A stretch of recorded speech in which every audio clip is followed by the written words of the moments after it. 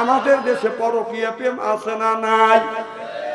আমরা আল্লাহ রস্তে পরকীয়া প্রেম করব না ইনশাআল্লাহ। হাত তুলে দেখান তো দেখি কারা কারা পরকীয়া প্রেম করব না। তাহলে বোঝা গেল এগুনি আছে এলাকা, তাই না বাবা? এগুনি যদি করে থাকেন, পরকীয়া প্রেম যদি করেন, এগুনি ডিলিট করে দেন। কারণ প্রেম করা একটা ব্যক্তির সাথে জায়েজ। স্বামী স্ত্রীর সাথে প্রেম করবে, স্ত্রী স্বামীর সাথে প্রেম করবে, অন্য মেয়ের সাথে অন্য পুরুষের সাথে প্রেম করা জায়েজ না। এক একটা ছেলে এক একটা মেয়ে প্রেম আর ভালোবাসা করতে করতে প্রেমের সেঞ্চুরি করে ফেলছে। বিয়ের আগে 8টা ভালোবাসা করছে, আর বিয়ে করছে ওটা দিয়ে 9টা। বাসর ঘরে গেছে, বাসর ঘরে যায় একটা আমল আছে, সুবহানাল্লাহ জোরে বল। সেই আমলটা হলো স্বামী স্ত্রী ওই আমলটা করিয়ে, বাসর ঘরে যাইয়া স্বামী স্ত্রী ওই আমলটা করিয়ে আপনার আল্লাহর কাছে যদি দোয়া করে, স্বামী স্ত্রীর জীবনের শুরু থেকে বাসর ঘরের আগ পর্যন্ত সগীরে গুনাহ মাফ করে দেয় আল্লাহ, সুবহানাল্লাহ জোরে বল। সেটা হলো বাসর ঘরে যাইয়া আবু দাউদ শরীফের হাদিসের মধ্যে আসছে, 4টে জায়গা বিবিকে 4 অঙ্গে চুমো দিবেন। কুব্বালাতি খাতনি, কুব্বালাতি ইয়াদি, কুব্বালাতি রেজবি, কুব্বালাতি আইনা আইনি। স্বামী স্ত্রী 4টে জায়গা বাদাম চুমো দিয়ে 2 রাকাত নফল নামাজ পড়িয়ে আল্লাহর কাছে হাত তুলে যদি মোনাজাত করেন, স্বামী স্ত্রীর জীবনের শুরু থেকে বাসর ঘরের আগ পর্যন্ত সগীরা গুনাহ আল্লাহ মাফ করে দিবে। জোরকান আল্লাহু আকবার। ওই স্বামী বাসর ঘরে যা বাদান ওই আমলটা করে না, গান গা, বিবি আমি ঠকি নাই, আমি ঠকি নাই রে। বউ কয় তোমার আমার বাসর ঘর, দুজন আমল করবো আর তুমি গান খাও।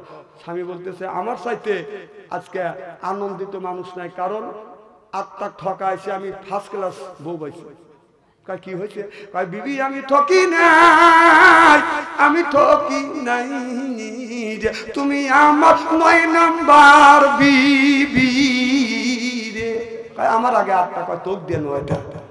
বউ খাটের উপরটা দাবাস করে পড়ে গেছে। স্বামী কয় কি হলো? বউ কয় যে কানের বগল দিয়ে আল্লাহ আমাকে বাঁচাইছে।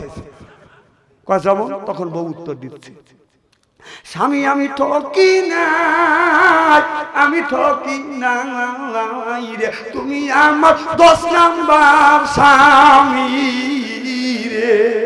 আমার আগে 8টা, কয় তোক দিয়ে 10টা। তাহলে এই কথাটা আল্লাহ সূরা নূরের মধ্যে বলতেছে, আল খবিসাতু লিল খবিসা ওয়াল খবিসুনা লিল খবিসা। খবিস মার্কা ছেলের ভাগ্যে খবিস মার্কা বউ মিলবে, আর খবিস মার্কা বউর ভাগ্যে খবিস মার্কা ছেলে মিলবে। এই আয়াত আমি বানাইছি না? না আমি বানালাম তো। তাহলে তোমরা 13টা প্রেম করবে, সেই কথা আল্লাহ বলছে যে তুমি যদি খবিস কও তোমার বউ মিলবে খবিসে, কথা কও না। আর বউ যদি খবিসে হয় স্বামী মিলবে হলো খবিস। এ কথা কার? না না আয়াত আমি বানাইছি। বোঝা রাজনীতি করি না, না চালাবে তো, চলতেছে না তো। তুমি পরকীয়া প্রেম করবে, সেটা 1450 বছর আগে আল্লাহ বলছে এগুলো খবিস। তুমি ভাবছ যে আমি 8টা ঠকাইছি আর আমি সে বউ পাইছি সলিড পাইছি, তুই যদি 8টা ঠকাই তোর বউ 13টা ঠকাইছি। ভালো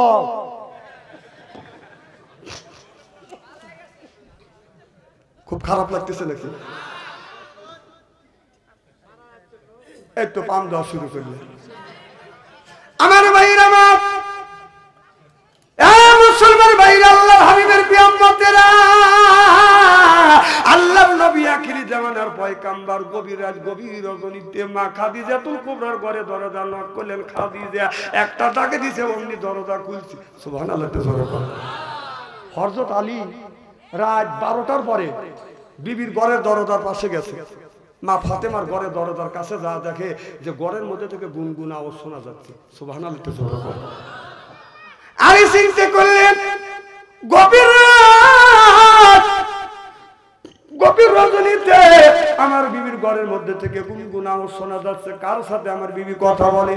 হযরত আলীজা বাজান নক করছে, অমনি মা ফাতেমা বাজান দরজা খুলে দিছে। আলীজা প্রশ্ন করলেন, বিবি রে, রাত 12টার পরে তোমার ঘরে দরজার পাশে আসলাম, গুনগুন ফিস ফিস শব্দ শুনলাম, কার সাথে তুমি আলাপ করলে? মা ফাতেমা বলে, স্বামী রে, আপনি দিনের দাওয়াতে বাইরে গেছেন আর আমি আরামে ঘুমাবো? না না, আমি আরামে ঘুমাই না, আল্লাহর কোরআন খুলে কোরআন পড়ি, আমার মাওলার সাথে গল্প করি আর আমার গুনি।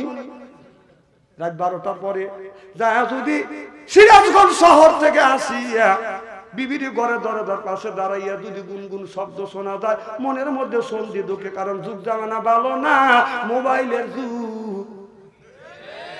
এই যে মোবাইল ফোন আইসা দেশে ইজ্জত মাইরেছে, ছোট বড় সবার কাছে একটি কইয়া রয়াছে।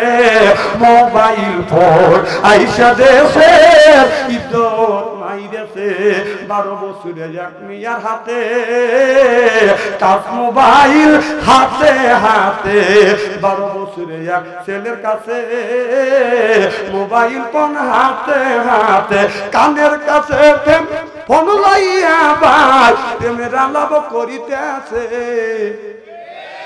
শোনেন, এই যে আজকে এখানে ওয়াজ হচ্ছে, আগামীকাল তাফসীর হবে স্টলে টলে। বাম হাত দিয়ে চা খাবে, ডান হাত দিয়ে সিগারেট টান দিয়ে বলবে, কত হুজুর দেখলে আমরা ডুব দুল আর উঠলো না। আমি আমার কথা হলো, কয়টা হুজুর জন্মাইছে আর কয়টা দেখছে? বংশের মতো তো একটা জন্মাও নাই। সব গল্প হয় স্টলে। একজনের মেয়ে রাজশাহী ভার্সিটির পরে, কেউ জানে না, ওইটা স্টলে যা ভাষণ দিতেছে, মেয়ে একখান জন্ম দিছি, আমার মেয়ে রাজশাহী ভার্সিটির পরে। তখন ছেলের বাবা আসছিল, তার ছেলে আবার 6 মাস আগে ভর্তি করে দিচ্ছে। হে চিন্তা করতে, কে রে, আমার ছেলে 6 মাস আগে ভর্তি করছি, গল্প করি না, ও আগামীকাল ভর্তি করে দিয়ে সময় বলে না, ও গল্প করতেছে। তার ছেলের বাবা ধমক দিতে, তোর ছেলে, তোর মেয়ে রাজশাহী ভার্সিটির পরে এই গল্প করা লাগবে, স্টলে এসে রাখি। আমার ছেলে ওই ভার্সিটির পরে, আমি তো গল্প করি না। ছেলের বাবার গল্প হচ্ছে না, মেয়ের বাবা রেগে গেছে, তো বেটা গল্প করে আমার ধমক দেয়। তার মেয়ের বাবা বলতে, শোনো, এই গ্রামের মধ্যে অনেকেরই মেয়ে আছে, সবাই কিন্তু ভার্সিটির পড়াতে পারে না, ঠেলা আছে। আমার মেয়ে রাজশাহী ভার্সিটির পরে মাসে লাগে 10,000 টাকা। ছেলের বাবা বলতেছে, তোমার মেয়ে রাজশাহী ভার্সিটির পরে মাসে লাগে 10,000 টাকা, এই গল্প কি স্টলে এসে করা লাগবে নাকি? আমার ছেলে ওই ভার্সিটির পরে মাসে লাগে 20,000 টাকা, আমি তো গল্প করছি না। ছেলে বাবার গল্প হচ্ছে না।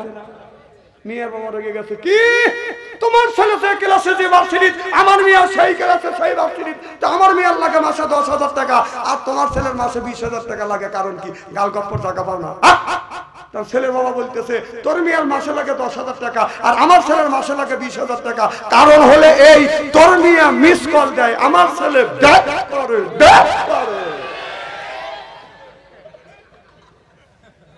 না, কথা খারাপ করতেছে মনে হয়, তাই না?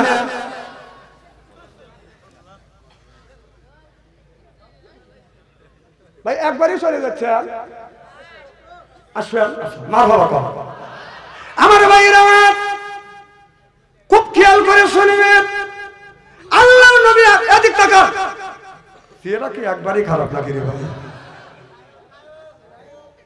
পাম দিও না, পাম দিও না।